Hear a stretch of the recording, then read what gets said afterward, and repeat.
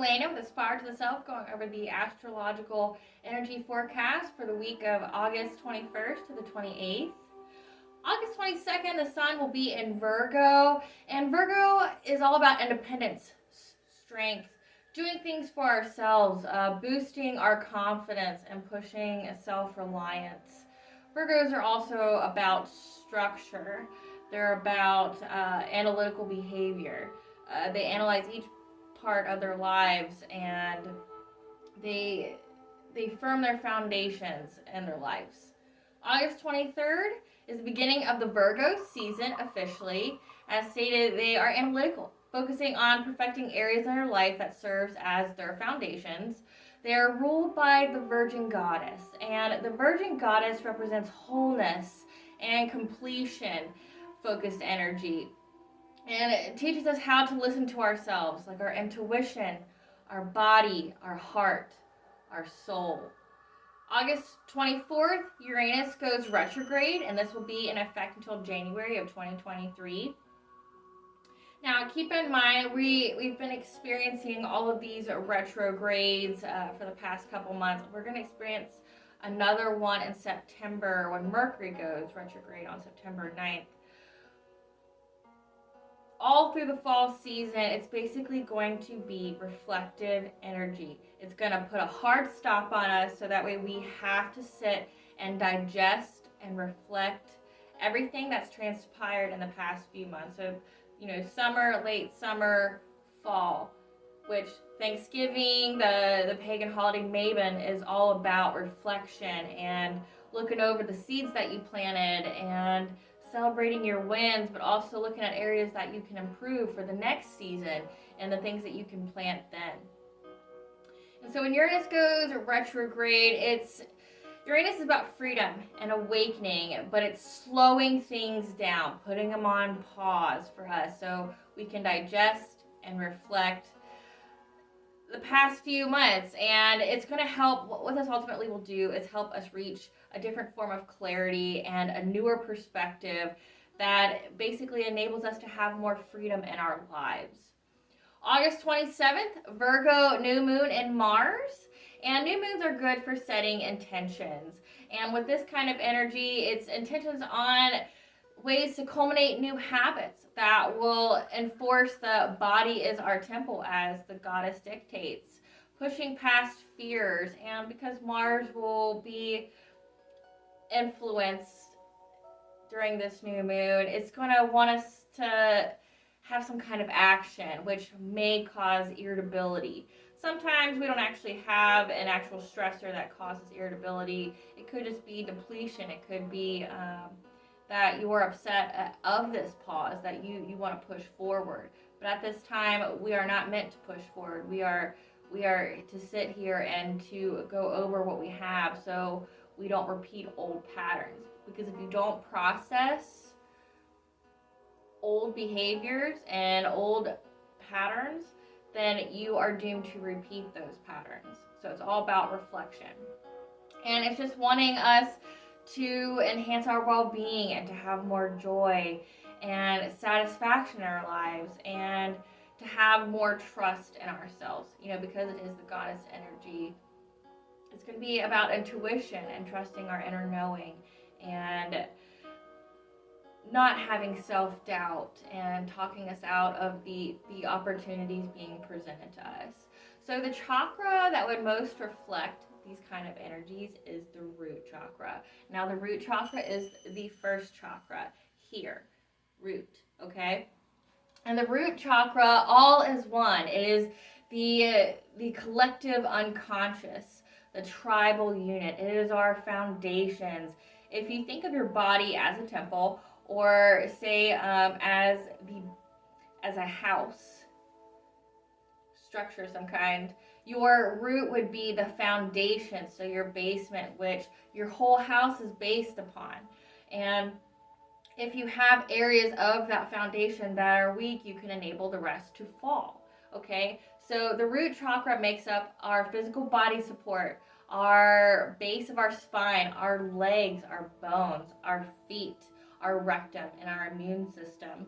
And it's our emotional and psychological stability, which originates in the family unit. Okay, and it's the foundation of our emotional and mental health. This chakra energy manifests in our need for logic, order, and structure. So, very Virgo, who is all about structure and order. And it originates when we are children, learning about our physical world through our 5 senses. Now, tribal influence is big with this chakra, and in the early programming from that tribal unit, we absorb strength and weaknesses and positive and negative experiences with this tribal unit. When you think tribal unit, think, of course, your family, but think of also like if you belong to a religious group, if your job, people who are supposed to take care of you. And when we have tribal influences, a pandemic could be one. We all went through a negative experience as a whole, as a collective, that manifests in different ways. And these belief patterns are taught to you, provided that the tribe has no truths, but contributes to power over you. So regardless of what the tribe is trying to instill in you, it doesn't matter if it's false or true, it's going to have some kind of power over you in your psyche.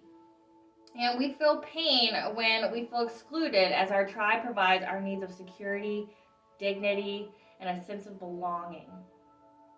Now, fears of this chakra.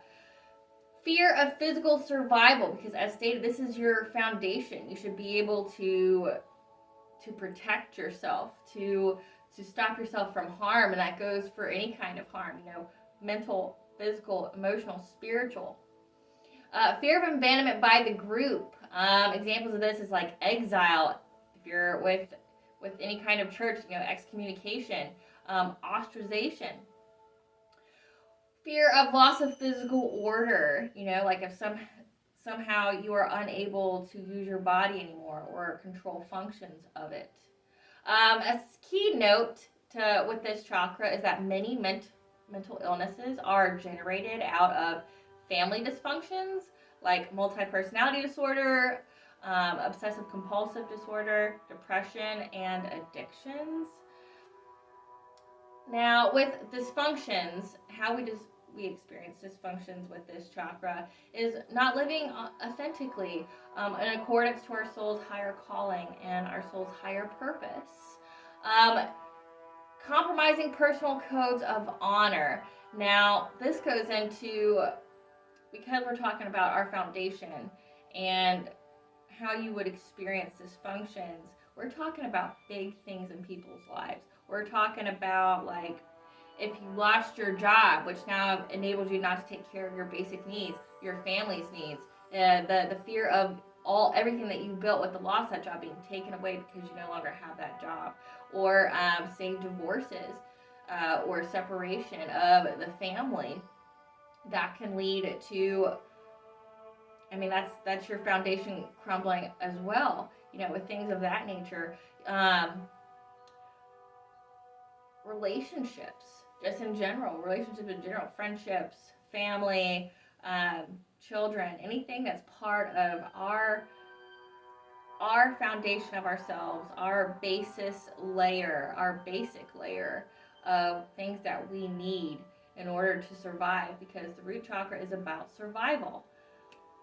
And not trusting messages from the body or the intuition. So again, this chakra is about survival, not trusting your instincts. So say like ignoring red flags or ignoring that, hey, this might not be good for me. Ignoring things like that, which if you do things like that, you are experiencing self-doubt and probably some negative self-talk, which lowers your vibrations, which can attract unfortunate circumstances to you that are of those lower vibrational energies, like traumatic things, toxic relationships, things of that nature. If you don't have belief in yourself, you lower your vibrations, but you also can impact other chakras. Okay? Your needs are not being met. Not standing up for yourself and your beliefs. Some symptoms of this is due to upholding your beliefs, not upholding what is true to you. And I can think of an example, say jobs. Um, Everybody's had a job that has made them do something that they didn't quite agree with. Or, say family units. You've had to do something that you didn't quite agree with and you just kind of did it because you wanted to keep the peace. It wasn't worth the confrontation. But if it's a true value to you, if it's a truth to you and your belief and you go against it, it can manifest physiologically because your body knows that it's not right and your soul knows that it's not right. And so there's going to be physiological manifestations to that. And those physiological manifestations are sciatica, chronic lower back pain. Now, chronic lower back pain is typically caused by stress. So if you're working really hard at work, you got the long nights, early mornings, because you have that need to provide for your family or to get ahead, or you fear the loss of a job, lower back pain would be a huge signifier for you that you need to look at areas of your life and see where you need to make some changes. Okay, rectal tumor or cancer, depression, immune-related disorders. Okay, so with Virgo, we're gonna come up with some new habits that helps us to regain balance in our bodies. And when we have balance in our bodies and we are able to be calm, we can progress forward. And that's what this time is going to be about. Just like in fall, we're just going to reflect. We're going to reflect over the past couple months. We're going to go, okay, that worked, this didn't. How can I make changes? How can I make this better for myself? What makes me happy? And where do I want my life to go? What kind of other things can I add to my foundation to strengthen the stability in my life and my relationships with others, and my relationship with myself, self-care? What can I do to help with that? And I would just say, just be patient with yourself.